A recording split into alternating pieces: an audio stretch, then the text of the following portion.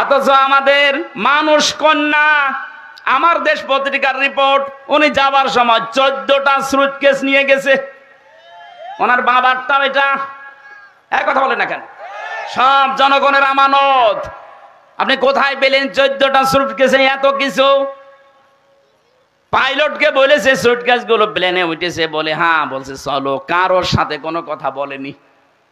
আরে ভাই, আপনি তো কাওয়া কাকুকে বলতে যেতে পারতেন যে কাওয়া আমি চলে যাচ্ছি, অন্তত আমাকে তো বলতে পারতেন যে হামসা 3 বছর জেল খাটালাম, চলে যাচ্ছি, মাফ করে দিও। তাও বললেন না, কাউকে কিছু না বলে আপনি চলে গেলেন।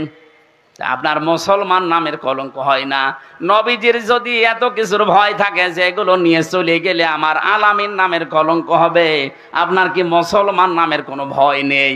আপনার হাজী সাহেব নামের কোনো ভয় নেই? কত মানুষ আপনাকে হাজী না বলে এখন